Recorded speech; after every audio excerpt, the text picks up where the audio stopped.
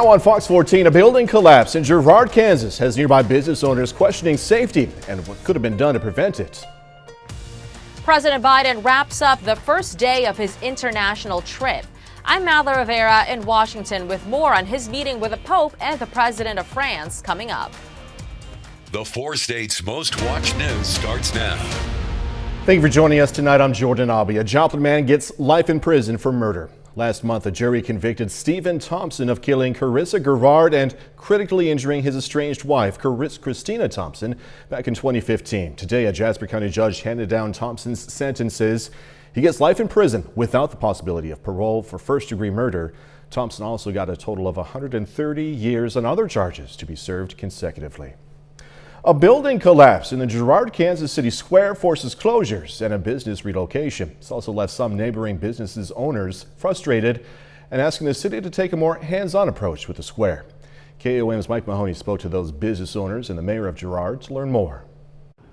Last Friday night, the backside of a building located in Girard City Square collapsed, and the recent heavy rains are believed to be the culprit. But that collapse also forced the closure of one nearby Girard business and the relocation of another. And the owners say if the city had been more involved in keeping these structures in the square up to code, the collapse might have been avoided. I have owned a business in town for 36 years.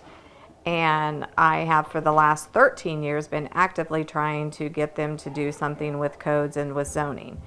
I have a lot of problems with the current building attached to me. So we've asked them to come up with codes or different things that they can do so that we have, so that people are held accountable for their building structure.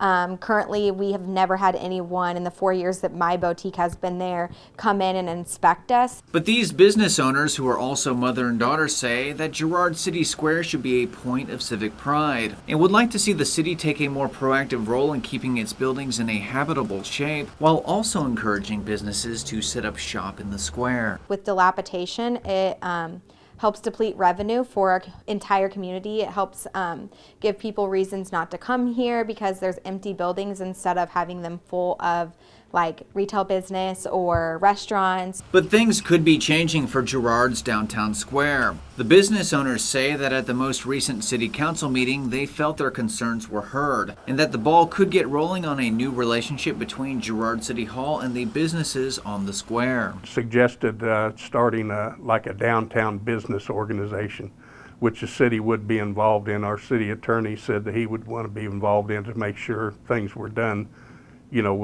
in a legal way, but we're willing to work with them. In Girard, Kansas, Mike Mahoney, KOAM News. Girard's mayor also says the owner of the collapsed building tells him an engineer is being called out to find out what needs to be done to get the building up and running again. The city does not have a time frame for that. Bourbon County Sheriff's Office is utilizing a state grant to cut down on drug crimes. The county received a $113,000 grant that will go toward the creation of a new position to assist local law enforcement. Now, drug crimes have become more prevalent in the county recently. The amount of meth seized doubled from 2017 to 2020. We don't have anybody set aside just to focus on drug activity, and that's what these two new positions will do, is focus on the drug activity based on the intelligence that from law enforcement officers get or from citizens out in the community that call and say, hey, I think we have something going on in our neighborhood. The grant was awarded by the Kansas Criminal Justice Coordinating Council. Shoal Creek got some TLC today thanks to the work of some volunteers. Folks worked along the creek's shore and in the water itself, making sure it stays trash-free for 4 state visitors to enjoy. Just anybody can help. Anybody can come and do this. The gentleman, Tom Guernsey, that does this, he always has it on the internet when we're going to do it, and everybody's welcome to come and help clean the streams up. The effort was put together by the Missouri Stream Team.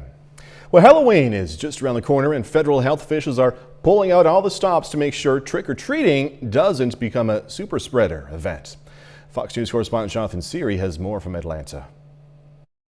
It's Halloween weekend, and the CDC is encouraging kids to get out and trick-or-treat, hoping to make up for last year when activities were canceled in many areas. But they're also giving last-minute safety reminders, telling parents to hold parties and group activities outside, keep those masks on, and social distance when handing out candy. And as for those sweet treats, doctors are warning folks not to disinfect them after a number of kids got sick last year as parents tried to keep COVID off the candy. The good news is that contaminated surfaces are proving not to be a major source of infection. So I wouldn't worry much about the treats your children get. Just make sure the hands are clean while enjoying it. It could also be a make or break weekend for mandates in some big cities like New York, where vaccine requirements kick in for all city workers at 5 p.m. today. There are still thousands of unvaccinated first responders, including a third of fire department personnel. But city officials say they're ready to fill the gap, and they are expecting most workers, including cops and firefighters, to follow the new rule. We've had significant increase in people getting vaccinated in the last 3 days. And that's the good news here. But some say they're sticking to their guns, claiming they'd rather quit than get their shots. We're being treated like numbers on a spreadsheet rather than workers. On Thursday, Florida officials filed a lawsuit trying to prevent a vaccine mandate for all federal workers, scheduled to take effect in December. In Atlanta, Jonathan Seri, Fox News. President Biden meeting with global leaders Friday, as well as Pope Francis on day one of his international trip. The visit comes as the president tries to soothe strained relations with France. Fox's Madeline Rivera is in D.C. with what's at stake this weekend. It was all smiles for President Biden and French President Emmanuel Macron outside the French embassy in Rome Friday. But in their first in-person meeting after tensions between the two countries flared over a defense deal gone bad, the president admitted the U.S.'s actions were clumsy. I was under the impression that France had been informed long before. France was furious that the U.S. derailed a French agreement to build diesel submarines for Australia, costing the country nearly $100 billion. Macron now says he wants to move forward. Now what's important is precisely to be sure that such a situation will not be possible for our future. Earlier in the day, the president met with Pope Francis, who, during their 90-minute conversation, told the president he can keep receiving communion. The affirmation comes as some Catholic leaders in the U.S. argue he should be denied the sacrament over his support for abortion rights. Happy I was a good Catholic and I should keep receiving communion. Looking forward, COVID-19 and supply chain disruptions are expected to be top issues when global leaders gather for the G20 summit over the weekend. Climate change, though, is set to dominate as the UN warns G20 nations must do more to achieve their climate goals. We are still careening towards climate catastrophe. President Biden had hoped to tout climate provisions in a social spending bill during a climate summit in Scotland next week, but that package has stalled in Congress over Democratic infighting. In Washington, Madeline Rivera, Fox News. KOAM News at 9 and Fox 14 takes this time now to honor another four-state hero. Daniel Fulhart served in the U.S. Navy from 1994 to 1998. Native of Mulberry, Kansas, Fulhart earned several awards. We are proud to thank and salute Daniel Fulhart. He's tonight's four-state hero. Doug is next with a complete look at the forecast. A bit later, going to hear from Pitt State football on returning home tomorrow afternoon to face Central Oklahoma.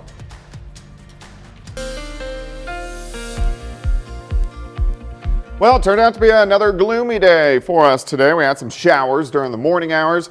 And then mainly just clouds all day. We did break out, see a little bit of sunshine on the Kansas and the Oklahoma side, but the clouds really hung tough in northwestern Arkansas and also southwestern parts of Missouri. And we got a lot of moisture on the ground. This is a live shot, Indigo Sky Casino and Resort. It's foggy, so be careful if you are going to be out tonight into the morning hours. Rainfall only 3/100ths of an inch for us today, but look at the month. Almost 8 inches for the year, over 46. That puts us almost 7 inches above where we should be for this time of the year. Temperatures starting to cool down. We're sitting upper 40s, and then where we have clear skies, kind of low to mid 40s, but it's really going to cool down as we go through the overnight hours tonight. Very windy once again for us today, but the winds are starting to diminish, and that's why we are seeing the fog build in across the region. So patchy fog for us tonight. 49, winds pretty much calm, humidity coming up just due to that moisture on the ground. We also have frost advisories in effect. This is in Kansas and Oklahoma. Temps in Missouri will stay just above that threshold, so that's why there isn't a frost advisory in southwestern parts of Missouri. But the clouds are breaking up finally.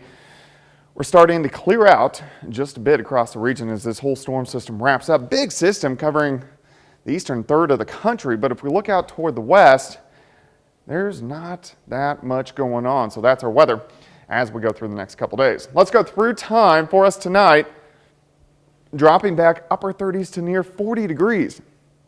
It's going to be cold for us tomorrow morning. Plenty of sunshine. Very nice day. We're going to warm up into the low to mid 60s. We'll start at 40, 58 by noon. High temp is 63. Northerly winds are going to be light at about 5 to 10. Tomorrow night, another cold one. We drop back near 40 for an overnight low. And then on Sunday, which is Halloween, partly sunny skies, we do get a cold front that rolls through during the morning hours. But still, temperature is pretty good as we go to 60, so just a little bit cooler. And then clouds build in Sunday night. We'll start to get rain chances moving in by the time we head into Monday. But for trick-or-treaters, it looks fine. If you're getting out Sunday evening, 6 p.m., sun setting, 56, 52 by 8, 48 by 10. At least we are going to be dry, so really no complaints there. Then that next storm system on Monday, we'll get a few stray showers in here, but the much better chances for rain late Tuesday into Wednesday as this next storm system gives us good dosing of rain once again. 63 tomorrow, 60 on Sunday, 54, back in really 50s all next week. So quite a bit cooler rain chances Monday, Tuesday, Wednesday, and Thursday. Jordan? All right, Doug, thank you. Coming up, a former New York governor facing legal action again. Former New York Governor Andrew Cuomo facing new legal trouble after resigning in August. I'm Laura Ingle in New York. I've got the details coming up. Things momentum kicking into high gear for big oil and energy. Chevron scored its highest cash flow on record during the third quarter. The oil giant's revenue stands at $43 billion. That's an 80% jump compared to last year. Meanwhile, Exxon posted its highest quarterly profit in years, thanks in part to increased demand and higher commodities prices. Andrew Cuomo facing new legal trouble. The former New York governor has been charged for allegedly groping a former aide. Fox News senior correspondent Laura Ingle has more. Former New York Governor Andrew Cuomo charged with a misdemeanor sex crime. The criminal complaint was filed yesterday in Albany City Court. Our investigators have sifted through hundreds of documents, if not thousands, executed several search warrants. But according to the Albany Times-Union, the court prematurely issued the complaint after an investigator filed paperwork summarizing their findings. The district attorney's office said it was caught off guard by the filing. The alleged crime took place last December at the governor's mansion. The complaint says Cuomo, quote, did intentionally and for no legitimate purpose forcibly place his hand under the blouse shirt of the victim and onto her intimate body part. The document does not name the alleged victim, but Cuomo has been publicly accused of groping an aide, Brittany Comoso, at the executive mansion. If convicted, the former governor could face a year in jail. Cuomo has repeatedly denied sexually harassing anyone. He resigned this past August after a report from the state attorney general concluded he sexually harassed 11 women and retaliated against his accusers. I think that given the circumstances, the best way I can help now is if I step aside and let government get back to governing. In a statement, Cuomo's attorney says he's innocent and questioned the sheriff's handling of the case, saying he, quote, didn't even tell the district attorney what he was doing. This is not professional law enforcement. This is politics. We have a solid case. Our investigative staff did a marvelous job. I'm very proud of the work they did. Cuomo has been ordered to appear in court on November 17th. In New York, Laura Ingle, Fox News.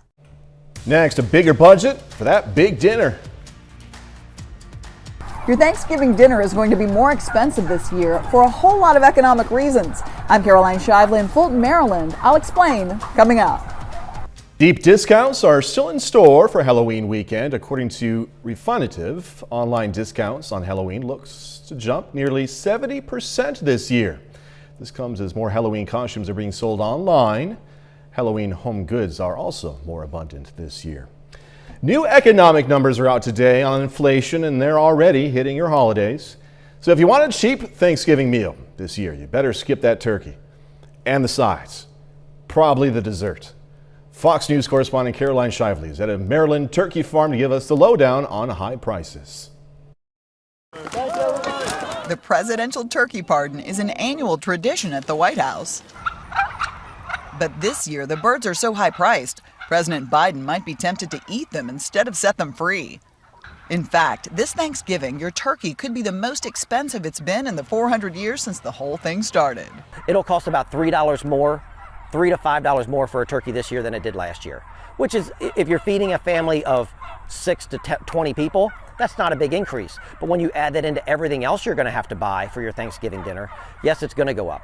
Nearly everything on your holiday table could cost more. Economic numbers out just before Halloween show a key barometer of inflation surged 4.4% in September from a year earlier. Producers are facing supply chain issues, high gas prices, bad weather, and high demand. And you combine that with the labor shortage, and you can't find workers to make those goods. So it's a big double whammy. In 2020, that fresh turkey and your Thanksgiving dinner were at the lowest prices in 10 years, thanks to the pandemic and supply glut. This year, supplies are lower. A Fox News poll shows that 39% of Americans have stocked up on food in anticipation of shortages. If you're thinking about swapping out the turkey for something else this year to save a little money, that's what these guys recommend. It might not work. The price of meat, fish, poultry, and eggs have all gone up this year. In Fulton, Maryland, Caroline Shively, Fox News. Gonna check out some new words, the Merriam-Webster dictionary, and let me tell you, just a hint here, dads in particular are gonna be pleased with one addition. Merriam-Webster adding more than 450 new words to their dictionary. They include COVID-related terms like long COVID, super spreader, vaccine passport as well. Also, dad bod. The trendy term Merriam-Webster is describing as a father that is slightly overweight, not extremely muscular. Hey! Takes a lot of work to look like this. Then there's faux hawk, the hairstyle resembling a mohawk, flutter nutter, the peanut butter and marshmallow sandwich, and TBH, an abbreviation for to be honest, Am I Right, R-I-T-E, FTW for the win, and deplatform, meaning banned from social media.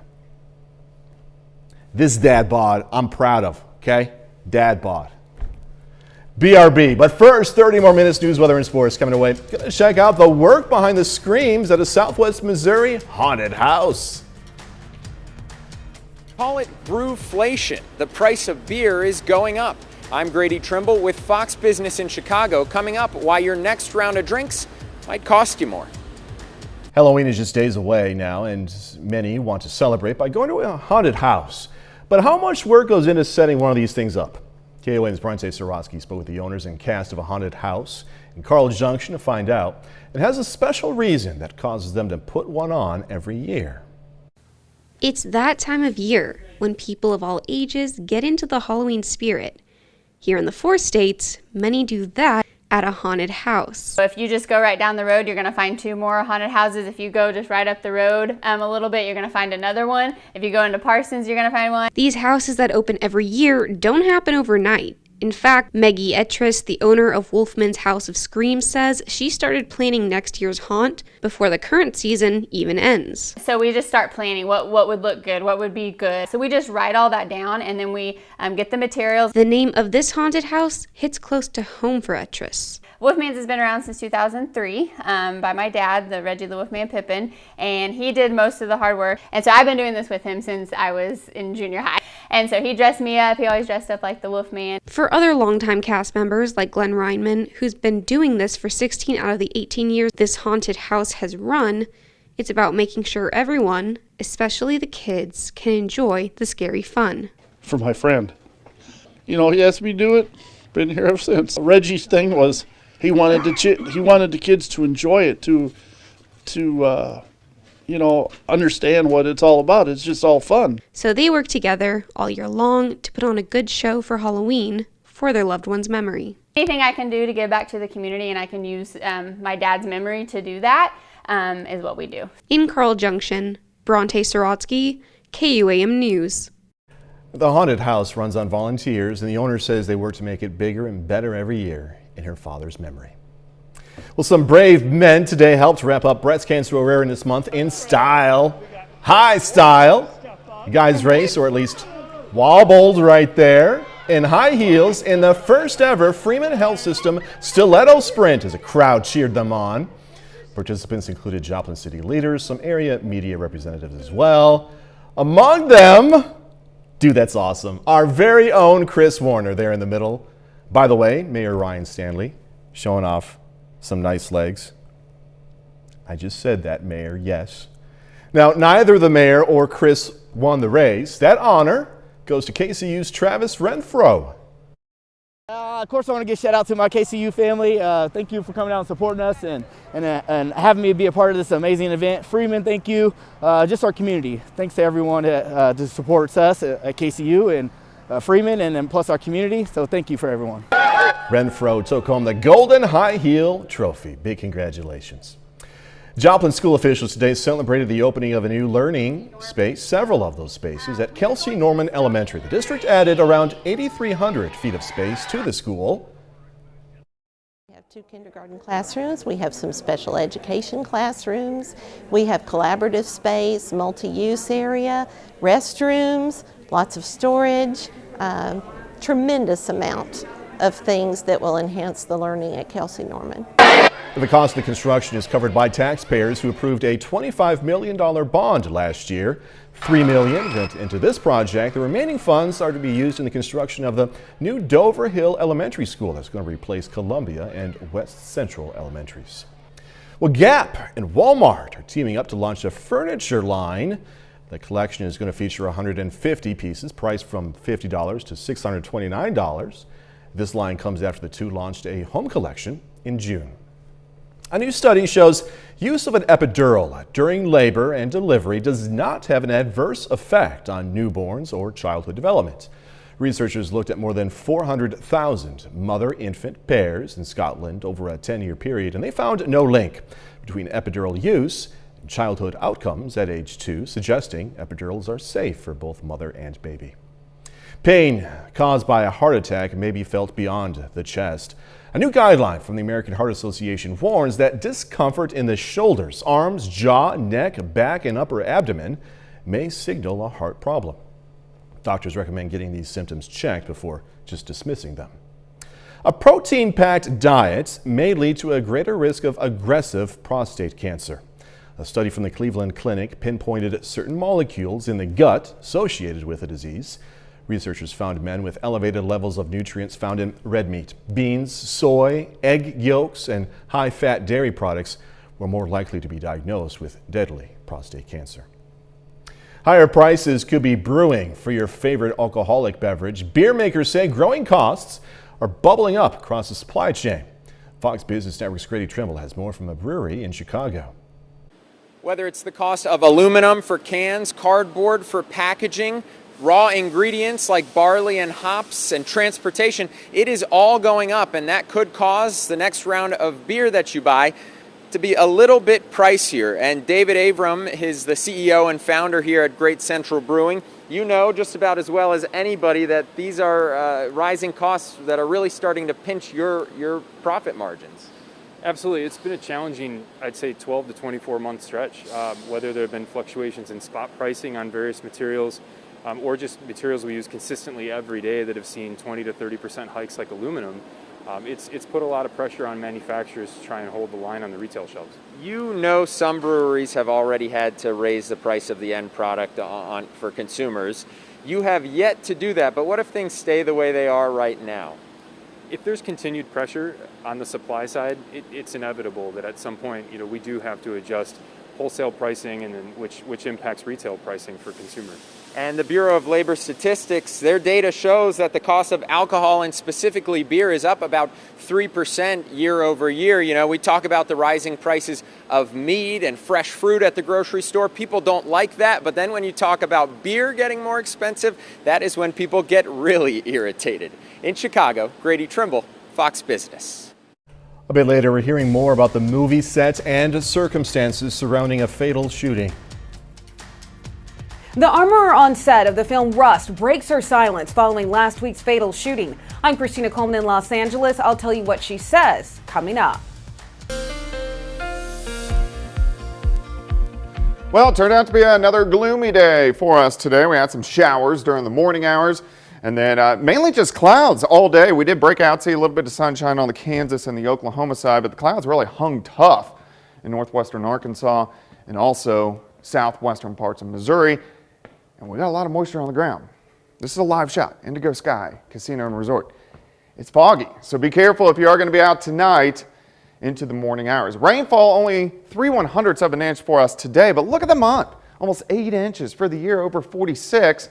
That puts us almost 7 inches above where we should be for this time of the year. Temperatures starting to cool down. We're sitting upper 40s, and then where we have clear skies, kind of low to mid 40s, but it's really going to cool down as we go through the overnight hours tonight. Very windy once again for us today, but the winds are starting to diminish, and that's why we are seeing the fog build in across the region. So patchy fog for us tonight. 49, winds pretty much calm, humidity coming up just due to that moisture on the ground. We also have frost advisories in effect. This is in Kansas and Oklahoma.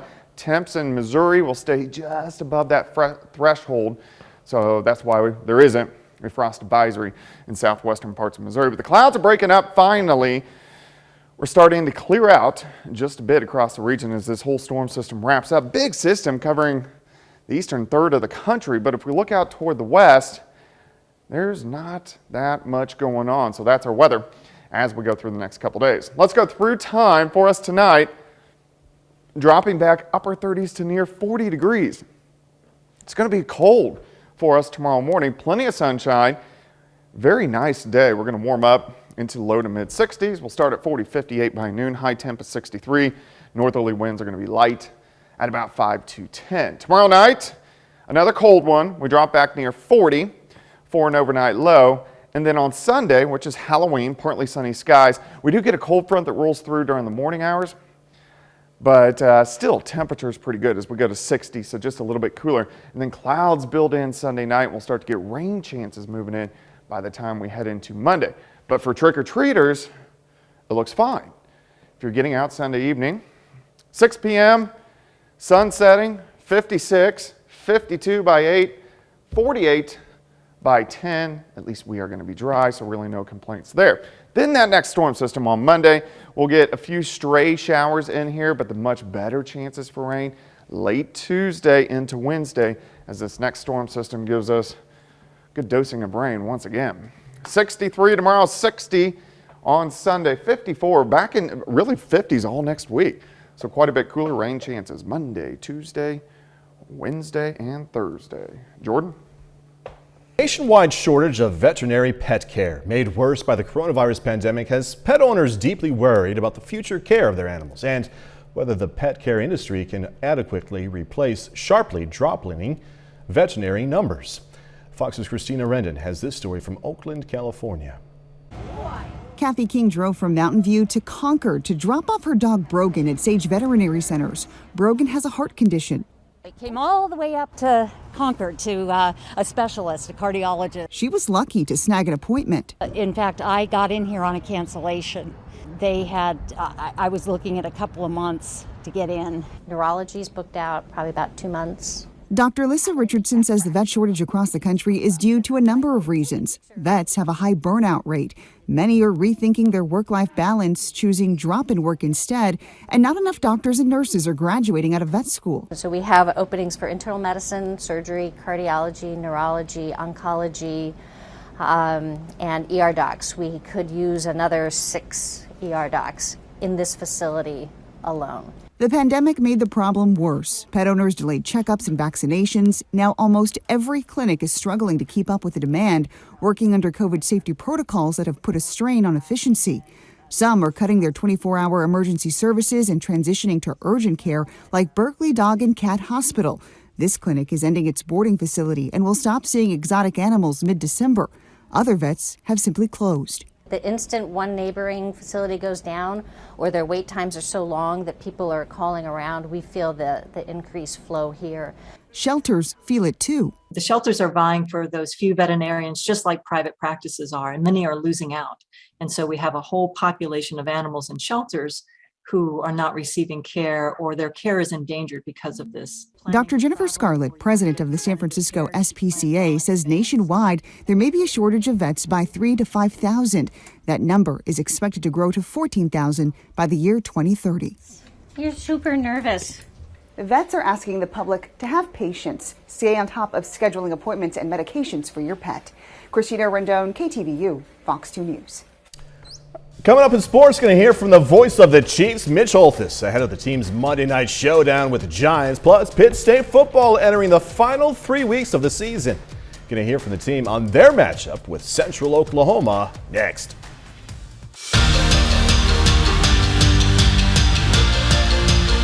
Both the Pittsburgh State Gorillas and Missouri Southern Lions will play at home tomorrow in Week 9 of the MIAA season. The Gorillas welcome in Central Oklahoma, fresh off a big road win over Missouri Western. Now, with that win last weekend against the Griffins, Pitt State is now 6-2 with just 3 games remaining. Tomorrow they'll face a UCO team that's kind of tough to figure out. Central Oklahoma is 4-4 with a win over Fort Hays State, a loss to Missouri Southern, and last week had a fourth quarter lead over 6-2 Washburn. They have a really good outside receiver crew, so their slot is good, and they have 2 really good receivers, and they like to take shots and they're aggressive, so that'll be a good challenge for us. A team that has good athletes and good football players across the board.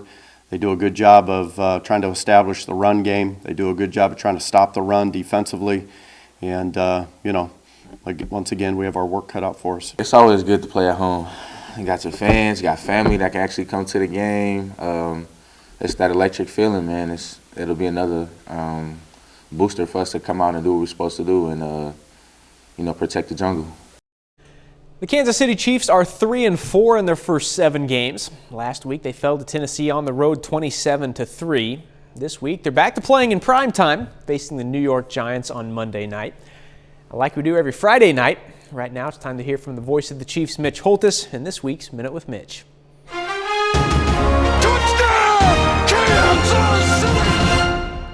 Do we take Tyreek Hill for granted? Do we underappreciate what we're seeing with the most unique wide receiver currently in the NFL? This week the Chiefs are on the primetime stage against the big market New York Giants. Sometimes I wonder if Hill played in New York, if fans and the media would be more attuned to what Tyreek Hill has done and is doing. For example, Tyreek Hill has accounted for 63 touchdowns in his first 80 games. Only the great Jerry Rice and the great Randy Moss, both in the Pro Football Hall of Fame, had as many touchdowns in that span. Furthermore, the Cheetah has 22 50-plus yard plays in that same time frame. That's the best by far among NFL wide receivers. Now, these are stats on Tyreek Hill we don't often hear nationally, but maybe we should on this Minute with Mitch. The Minute with Mitch is brought to you by Como Jewelry. Every day's game day, Como Jewelry, Pittsburgh, Joplin. Monday night's game kicks off at 7:20 at Arrowhead Stadium in Kansas City. The Chiefs are 9.5-point favorites. Now that's a look at sports. Be sure to stick with us after the newscast for Press Box here on Fox 14. That's a 30-minute show, all high school football. We'll have highlights and scores from all across the area. We're back with more news after this. The armorer of the film Rust shifting blame for last week's failed shooting. Her attorney's statement coming as authorities recover more evidence from the set. Fox News correspondent Christina Coleman has more.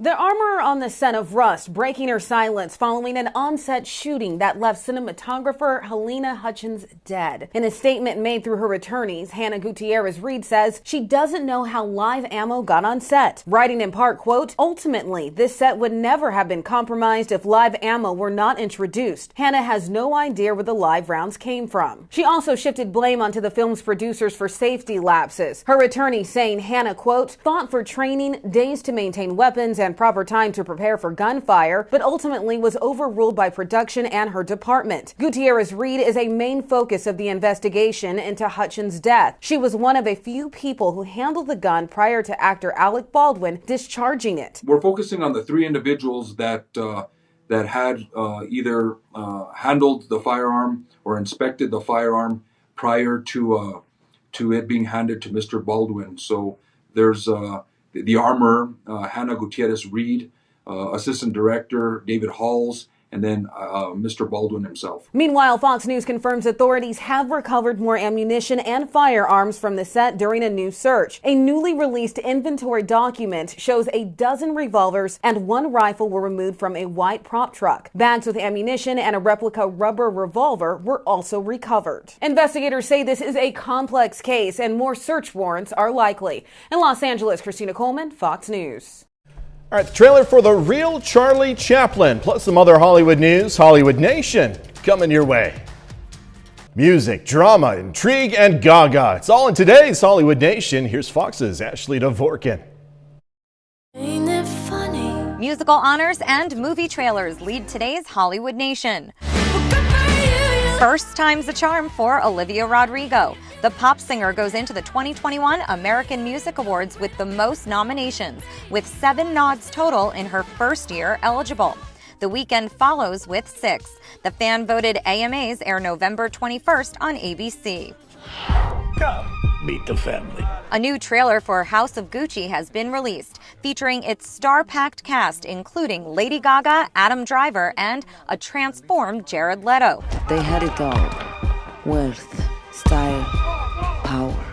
Who wouldn't care for that? Directed by Ridley Scott, the story is based on the book The House of Gucci, a sensational story of murder, madness, glamour, and greed. It's in theaters November 24th. Told anybody loved him? He never believed it. Showtime premiered the trailer for The Real Charlie Chaplin, noting unprecedented access to the Chaplin archives. The film combines dramatic reconstructions with never-before-heard recordings, home movies, and more. The documentary is on Showtime December 11th and starts a theatrical run in New York and LA November 19th. I don't think he ever really got over his doubts. In Hollywood, Ashley Dvorkin, Fox News. And that's our time for tonight. Thanks for joining us. Going to leave you with video of some Halloween decorations in the Maple Leaf city of Carthage, Missouri. Have a great, safe weekend. Do this all again tomorrow. See you then.